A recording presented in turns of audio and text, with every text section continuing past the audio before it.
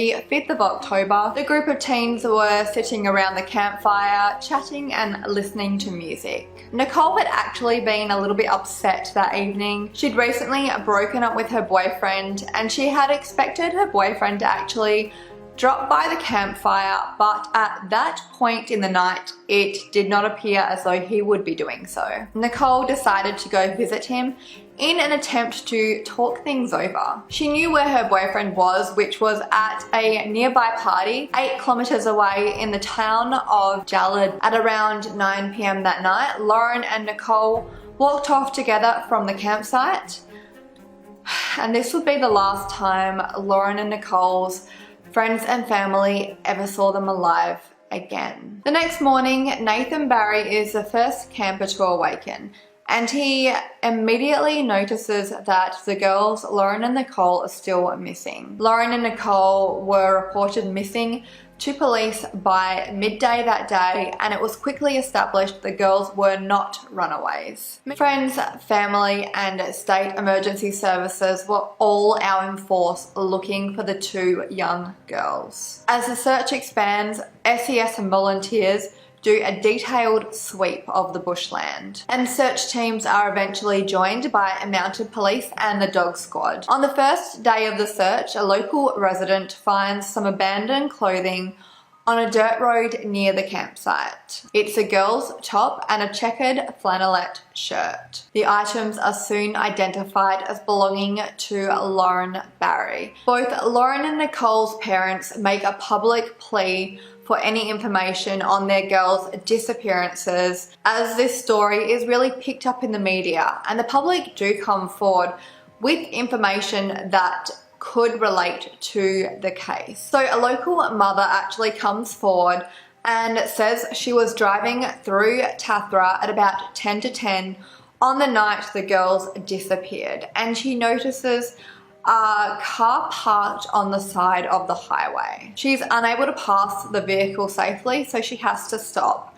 And in the bright lights of her headlights, she notices a man speaking to 2 young girls. Another witness actually comes forward saying they spotted a bright pink television set abandoned on the side of the road on the night that the girls went missing. A month soon passes since the girls' disappearance, and no new or helpful leads are coming through. That is until the names of 2 career criminals are put in front of the detectives on the case.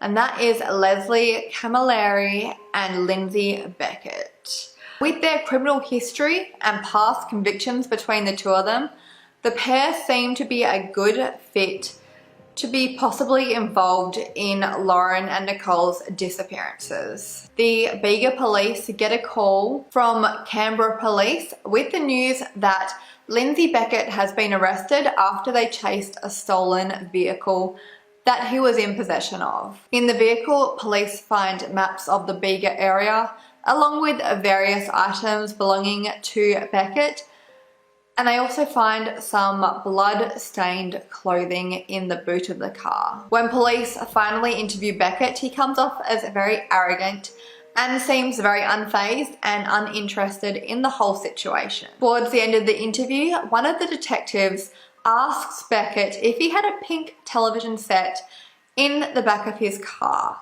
and Beckett jolts upright and stiffens. He doesn't actually say much about the pink television set, but he says he had a television set in the back of his car, but he doesn't know what happened to it. At this point, Leslie Camilleri is actually in custody in Goulburn, New South Wales, after being arrested under a completely different incident. And when he's asked about the pink television set, he refuses to answer any more questions. Meanwhile, Lindsay Beckett, who is still in custody, is questioned by police for the 2nd time. This time, police tell Beckett that they can link him to Nichole Collins and Lauren Barry's disappearances. Detectives also put a large A4 image of the 2 girls, Lauren and Nichole, in front of Beckett, and he immediately turns the image over. Beckett asks to take a smoke break. And while outside with the guard, he bursts into tears, telling the guard, "They've got us, they've got us." Beckett is marched back into the interview room where he asks for a map. He says, "I'll tell you where they are." He looks at the map for a moment before pointing to Fiddler's Green Creek in Victoria, then gives police a full and detailed confession about the abductions and killings of Lauren Barry and Nichole Collins. On Wednesday the 12th of November, just 2 weeks after his initial arrest, Lindsay Beckett leads police to the crime scene at Fiddler's Green Creek, where they find the decomposing remains of Lauren Barry and Nichole Collins. It has been 6 weeks since their disappearance. So at around 10 p.m. on the night that Lauren and Nichole disappeared, the two friends have been drinking beer that day and been injecting each other with in an effort to forget their problems. Camilleri and Beckett are driving just aimlessly that night along the Bega Tathra Road when they spot two young girls walking single file along the road, and that was Lauren Barry and Nichole Collins. The men do a U-turn and pull their car over next to the girls. The men had a brief chat with Lauren and Nichole about an upcoming local music festival before offering them a lift to a beach party at Tathra Beach. It should be noted that the girls' families do not believe in any way, shape or form that the girls willingly got into the car that night. But regardless, they got into that car that night one way or another. So the story behind the pink television set was that it was an item that the pair had picked up earlier that day in lieu of some debt they were owed. So the two men removed the television, put it on the side of the road and left it there. The group got in the car and drove the 5 kilometers to Tathra Beach, where they hung out for a bit before driving back to the girls' campsite in White Rock. Camilleri becomes quite unsettled at the scraping of the very bumpy, gravelly road under his car and becomes angry about it. Lauren and Nichole, who are stuck in the back seat of this car, terrified and cannot escape despite being so close to their campsite. The rear doors have been child locked, so the girls cannot open the doors from the inside, and the window winders have also been removed, so there is really no way for them to get out. At this point, Leslie Camilleri pulls out a knife and threatens Lauren and Nichole, telling them to shut up and do as he says. Camilleri reverses his car away from the campsite and drives towards Old Wallagoot Road. The men pull up next to a rubbish tip, and at this point the girls are still very close to their home in Callaroo. Both girls are indecently assaulted at this location. The girls are then loaded into the car again and driven further south through the small New South Wales town of Merimbula and onto Ben Boyd National Park, where Camilleri and Beckett continue to assault Lauren and Nichole. 2 pieces of evidence are actually left at Ben Boyd National Park, and that is Lauren's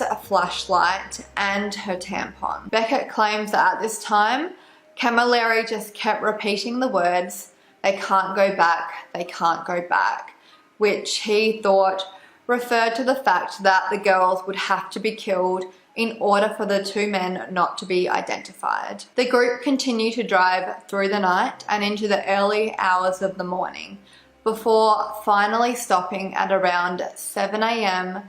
at a place called Fiddler's Green Creek, located just south of the Victorian border of New South Wales. At this point, both the girls have their hands bound and they are led by the 2 men through the rough and rugged terrain of Fiddler's Green Creek, along a remote bush track and up to the creek. The group walk along the creek bed for several hundred meters before Camilleri orders both the girls to remove their clothing, get in the creek and thoroughly wash themselves of any evidence of indecent assault. They are then separated from each other at a distance of about 30 meters or 98 feet. Beckett and Camilleri at this point regroup, deciding what to do with the two girls. Camilleri eventually demands that Beckett is the one to drown both the girls in the creek, and Beckett initially protests this, saying that he shouldn't be the one to have to kill both the girls. But when Camilleri threatens to stab his friend if he doesn't do it, Beckett decides it is him or the girls' lives, and he chooses himself. Lindsay Beckett approaches Lauren Barry first and attempts to drown her in the creek, but he becomes enraged when, as she is flailing about, he gets his knee wet. In a fit of rage, he stabs Lauren in the side of the neck, accidentally cutting his finger in the process, and Lauren eventually stops moving. When Beckett approaches Nichole, Nichole says to him, "You're going to kill me, aren't you?" Beckett tells her to shut up before approaching her on the left side and slitting her throat several times. On the 26th of June 1998, Lindsay Beckett appeared in court, where he entered a plea of guilty. On the 20th of August 1998, Beckett is sentenced to life in prison and is given a non-parole period for his cooperation with the police of 35 years. And this is actually the longest non-parole period ever handed down to someone in Australia at this time. As Lindsay Beckett was led from the courtroom to begin his sentence, Lauren's mother yelled at him, "I hope you rot in hell." He will be 59 years old when he is eligible for parole in 2033. The trial for Leslie Camilleri started on the 15th of February 1999 and ran for 10 weeks and called on 180 witnesses. Lindsay Beckett was called to give evidence against his co-accused in the trial, and he spent 5 days in the witness box. This was also the first time that Lauren and Nichole's family were hearing the full extent and the full details of what the girls went through the night they were abducted. Leslie Camilleri is eventually found guilty by the jury after 2 days of deliberation, and on the 27th of April 1999, he is sentenced to life in prison with no possibility of parole. Camilleri repeatedly yawned as his sentence was being read, appearing bored, uninterested, and unremorseful for his crimes.